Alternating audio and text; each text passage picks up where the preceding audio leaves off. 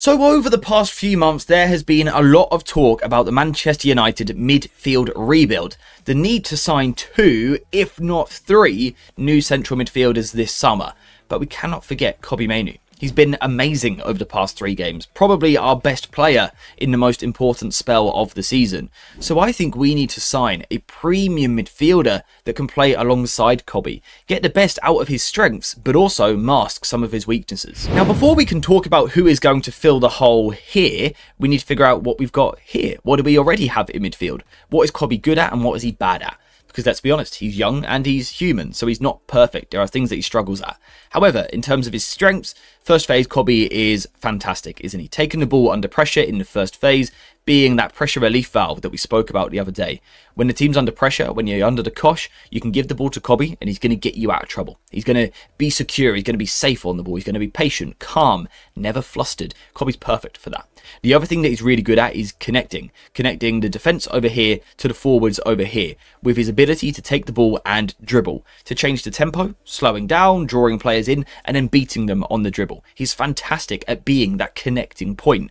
And as he moves further forward, honestly, he's a bit of a game breaker. We haven't seen it so much over the past 18 months until this brilliant goal against Liverpool, but throughout his career, Kobbie has produced big moments. He's scored big goals in the final third. He steps up and produces something. That's game-breaking quality that I would like to see more of over the next few years. And then the final thing, defensively, I think he has become much more intelligent. I think he's always used his body well. He uses his arms, he uses his legs to get across the opposition. But he's intelligent. He reads the play really well at the moment. So those are the strengths for the young fella. In terms of weaknesses, you could probably look at his ground coverage. Whilst he works hard, I always feel, and uses his body well, his body is somewhat limited. He's not the quickest in the world. He's not the most powerful athlete in the world. So when there are large spaces that you've got to cover, Kobbie is not amazing at breaking up play. He's not great at covering 40 yards in a short amount of time to break up the play. It's not really his strength. The other thing that he's not amazing at, or certainly hasn't shown consistently, is the passing range of a deep midfielder. He's not someone who's going to pick the ball up in midfield and ping a pass out to Bryan Mbeumo. Not particularly good at doing that, and I think we need it at Old Trafford.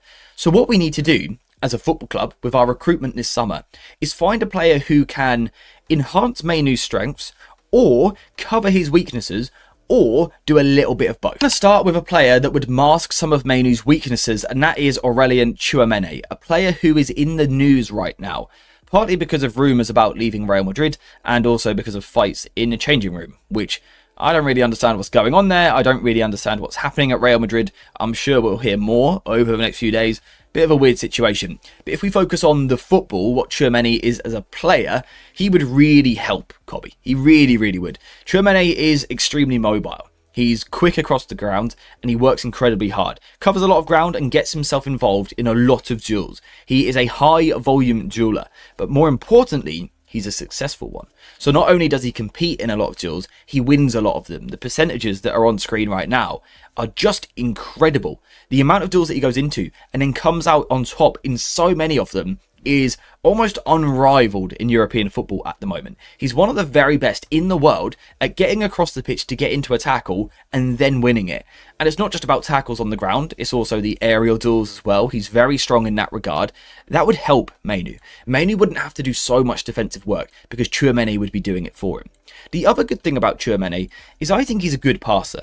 I don't think he's a world beater. I don't think he's the best in the world. He perhaps doesn't move the needle. But what he does do is keep it safe quite a lot of the time. He is a retention-based passer. He's not sloppy. He's going to keep the ball for the team, keep it ticking at the base of midfield.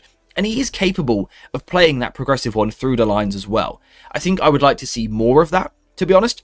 But he's good. He's a good passer, and I think that would help Kobbie. I think if Tchouameni was to sign, what we would see is Tchouameni being the deeper midfielder, the one who puts out fires and protects our defence, and on the ball keeps it safe, whilst Kobbie is allowed to play higher, link, connect, and really play to his very best. Tchouameni would mask some of the weaknesses of Kobbie Mainoo. However, if we take him out and bring in Bruno Guimaraes, then we've got a player who would probably enhance his strengths. Two players who have some similar positives to their game. For example, now in the first phase, you've got two incredible players. Two extremely press-resistant, calm, composed, technical midfielders in the first phase. Two players that would love playing close to each other in the first phase because they would know that they could trust each other. They would know that they can give each other the ball and neither of them are going to lose it. That is an extremely valuable trait to have. The other thing that we would get between the two of them is the ability to dribble, to play in tight spaces, but also to work on short combination play. Guimaraes is a fantastic passer, excellent at playing that sort of pass and move football where you move off the back of the shoulder. We know that Kobbie is good at that as well. These two alongside each other would be ridiculously good technically. I think they'd be absolutely fantastic. Seriously good players. Really complete on what they would bring on the ball.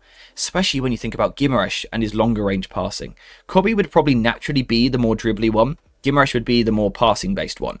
His short game is fantastic, but his medium to long range passing as well is top quality. One of the best in the Premier League at picking a ball up and firing it and spraying it out to the other side. He's fantastic at that.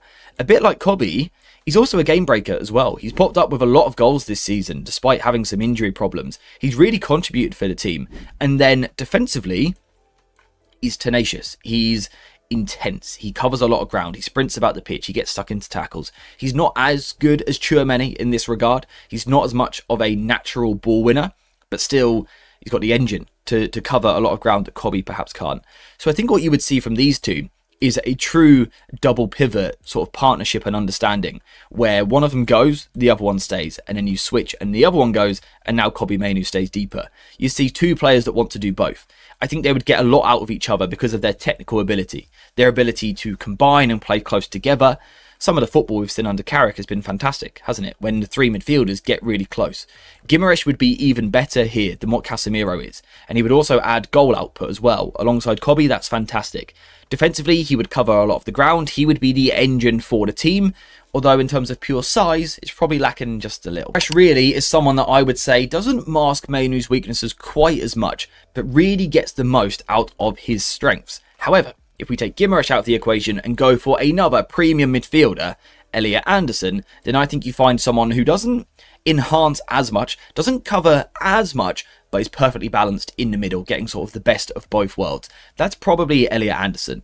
Now, just to confirm, we're talking about three very expensive players here. We could only sign one of them, most likely, I would imagine, this summer. But I think it's worth spending big money on one central midfielder to get a premium player who's going to take us to the next level. And all three of these would do it. All three of these individually would be incredible signings for Manchester United. In terms of Anderson, he's initially going to mask some of Kobbie's weaknesses because physically he's very strong. He's good in the air and an excellent dueler. He also covers ground at a ridiculous rate. I don't know how much of Nottingham Forest you have seen this season, but Anderson covers pretty much every blade of grass. If you play FPL, he's an amazing asset for his defensive contributions, right?